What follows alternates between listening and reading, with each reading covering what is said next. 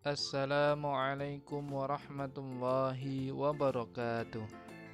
Bagaimana kabarnya anak-anak yang soleh dan solehah? Semoga semua dalam keadaan sehat dan selalu dalam lindungan Allah Subhanahu wa Ta'ala. Kembali lagi kita belajar dari rumah untuk mata pelajaran Pendidikan Agama Islam dan Budi Pekerti Sekolah Dasar kelas 6. Bagi anak-anak yang belum subscribe, silahkan tekan tombol subscribe terlebih dahulu dan silahkan absen dengan cara tulis nama dan asal sekolah kalian di kolom komentar. Anak-anakku yang soleh dan solehah, terlebih dahulu mari kita berdoa kepada Allah Subhanahu wa Ta'ala agar diberi kemudahan dalam belajar dan mendapatkan ilmu yang bermanfaat. Bismillahirrahmanirrahim. Raditu billahi rabba wa bil islami dina wa bi muhammadin nabiyya wa rasula. Rabbi zidni ilma warzuqni fahma. Amin. Anak-anak yang soleh dan solehah, pada pertemuan kali ini kita akan belajar dengan materi Quran Surat Al-Hujurat ayat 12 dan ayat 13. Al-Hujurat artinya kamar-kamar. Surat ini surat ke-49 dalam Al-Quran, terdiri dari 18 ayat. Surat ini diturunkan di kota Madinah sehingga digolongkan ke dalam surat Madaniyah. Terlebih dahulu mari kita membaca Quran Surat Al-Hujurat ayat 12. A'udzu billahi minasyaitonir rajim. Bismillahirrahmanirrahim. Ya ayyuhalladzina amanu ijtanibu katsiran minaz zanni inna ba'daz zanni ismun wa la tajassasu wa la yaghtab ba'dukum ba'da. Ayuhibbu ahadukum an ya'kula lahma akhihi maytan fakarihtumuh. Wattaqullah innallaha tawwabur rahim. Artinya, wahai orang-orang yang beriman, jauhilah banyak dari prasangka. Sesungguhnya sebagian prasangka itu dosa, dan janganlah kamu mencari-cari kesalahan orang lain, dan janganlah ada di antara kamu yang menggunjing sebagian yang lain. Apakah ada di antara kamu yang suka memakan daging saudaranya yang sudah mati? Tentu kamu merasa jijik, dan bertakwalah kepada Allah. Sesungguhnya Allah Maha Penerima Tobat, Maha Penyayang. Isi kandungan yang terdapat pada Quran Surat Al-Hujurat ayat 12 adalah menjauhi prasangka buruk atau suuzon. Prasangka buruk atau suuzon artinya mencurigai orang lain dengan tuduhan buruk yang tidak berdasar.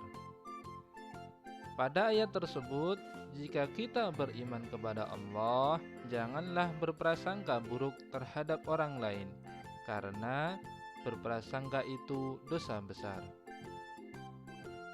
Yang kedua, jangan mencari keburukan orang lain. Berprasangka buruk saja kita dilarang, apalagi kita mencari keburukan orang lain. Yang ketiga, jangan ghibah. Ghibah artinya membicarakan sesuatu tentang orang lain yang tidak hadir, yang jika orang tersebut mengetahuinya, ia tidak suka. Allah Subhanahu wa Ta'ala menyamakan orang yang suka bergunjing seperti orang yang suka memakan daging saudaranya yang sudah mati. Tentu anak-anak merasa jijik. Oleh sebab itu, Taatilah perintah Allah Subhanahu wa Ta'ala dan jauhi larangannya, termasuk bergunjing atau menceritakan kejelekan orang lain. Yang keempat, Allah Maha Penerima Tobat.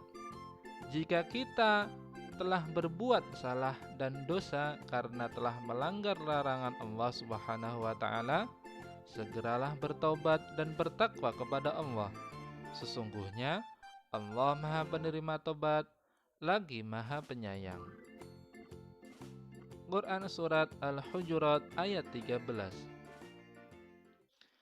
A'udzu billahi minasy syaithanir rajim. Bismillahirrahmanirrahim.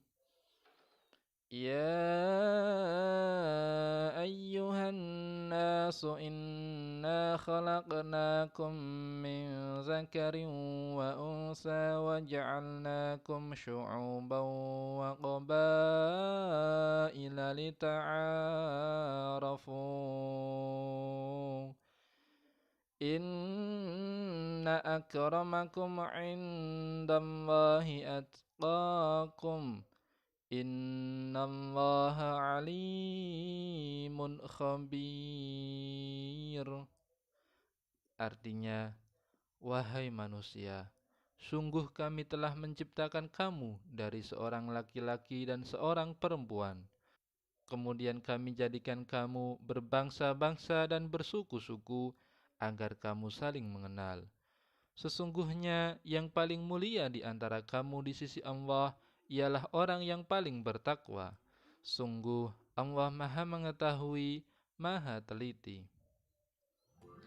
Anak-anakku yang soleh dan solehah, isi kandungan surat Al-Hujurat ayat 13 adalah manusia diciptakan dalam dua jenis, yaitu laki-laki dan perempuan.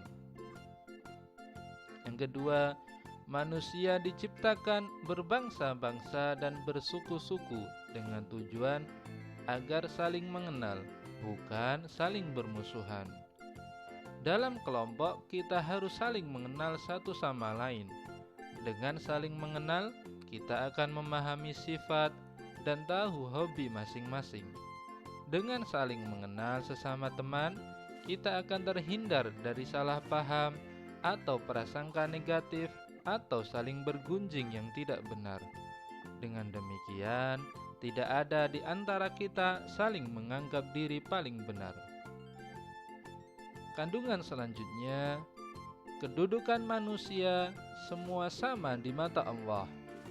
Yang paling mulia adalah orang yang bertakwa, bukan orang yang berpangkat atau yang kaya. Apakah anak-anak sudah tahu arti dari takwa? Takwa adalah melaksanakan perintah-perintah Allah dan menjauhi semua larangan-larangannya. Jadi anak-anakku yang soleh dan solehah, orang yang paling mulia bukan yang memiliki banyak harta, yang memiliki pangkat, yang tampan, yang cantik, akan tetapi yang paling mulia adalah orang yang bertakwa. Oleh sebab itu, tidak ada artinya kita menyombongkan diri tanpa beribadah kepada Allah Subhanahu wa Ta'ala. Kandungan selanjutnya, Allah Maha Mengetahui lagi Maha Teliti.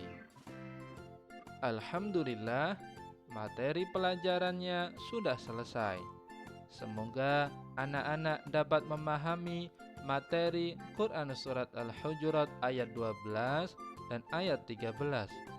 Dan semoga anak-anak semuanya dapat mengamalkan isi yang ada di dalamnya.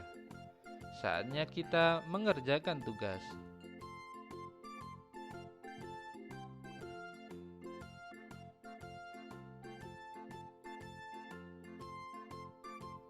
Selamat mengerjakan dan tetap jaga kesehatan.